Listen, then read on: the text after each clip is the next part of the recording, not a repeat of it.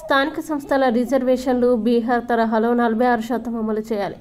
BC సంక్షేమ సంఘం రాష్ట్ర కార్యదర్శి సామాజికవేత్త డాక్టర్ చింతపల్లి శ్రీనివాస్ గౌడ్ డిమాండ్ చేశారు. ఎల్టీవీ 99 న్యూస్ దేవరకొండ ప్రతినిధి జూలై 26 సయ్యద్ అజ్మతుల్లా.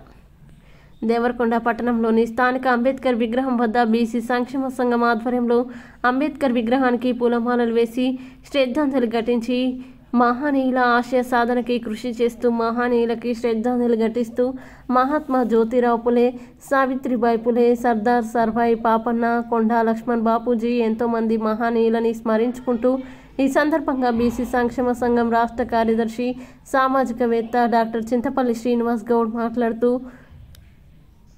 ఎలక్షన్ మేనిఫెస్టోలో రాజకీయ పార్టీలు అధికారంలోకి రావడానికి బీసీ డిక్లరేషన్ స్వయంగా పార్టీ అధిష్టాన నాయకులు ప్రకటించగా బీసీ ఓట్లతో అధికారంలోకి వచ్చిన రాజకీయ పార్టీ జనాభా ప్రాతిపదికన బీహార్ తరహాలో 46% స్థానిక సంస్థల ఎన్నికల్లో రిజర్వేషన్ ఇప్పుడు జరిగే అసెంబ్లీ సమావేశాల్లో చట్టరూపంలో అమలు చేసి బీసీలకి న్యాయం చేసి ఇచ్చిన మాట నిలబెట్టుకోవాలని ప్రభుత్వాన్ని కోరారు.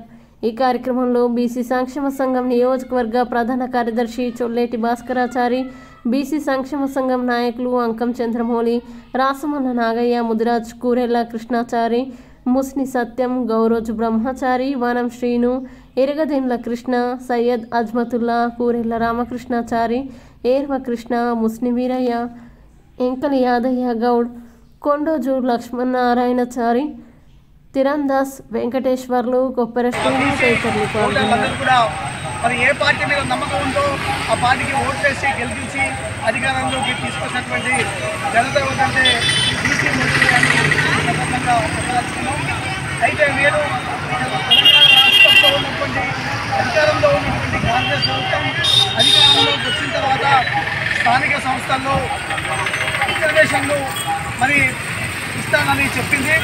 ఇప్పుడు అసెంబ్లీ సమావేశాలు జరుగుతున్నాయి.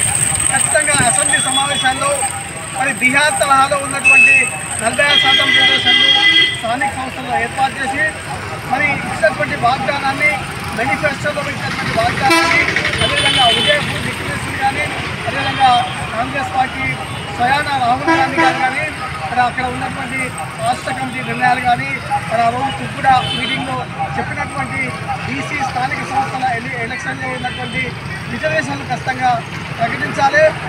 ఎప్పుడో కాదు ప్రకటించేది, ఇప్పుడున్నటువంటి అసెంబ్లీలో ఖచ్చితంగా జీవోని తీసి ఖచ్చితంగా చట్టాన్ని చేసి బిల్లు రూపంలో ఆమోదం చేసినట్లయితే శాశ్వతంగా బీసీలకు రిజర్వేషన్లు స్థానిక సంస్థల్లో ఉంటుంది. కాబట్టి ఖచ్చితంగా చేయాలని కోరుకుంటాం. ఇది మేము కోరుకునేటటువంటి కోరిక ఏదో ఎవరో చెప్తే ఎవరో ఎవరి కోసమో కాదు. బీసీ జనాభా తెలంగాణ రాష్ట్రంలో దాదాపు 85% ఉన్నటువంటి జనాభాలో మేము అడిగేటటువంటి పర్సెంటేజ్ స్థానిక సంస్థల్లో 46 మాత్రమే.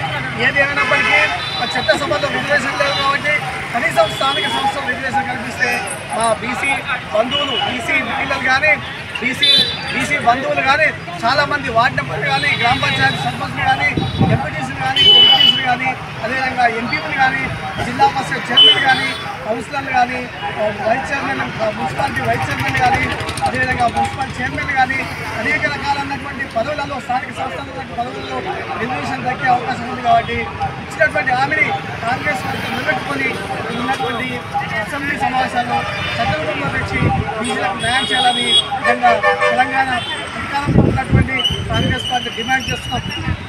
జై బీసీ.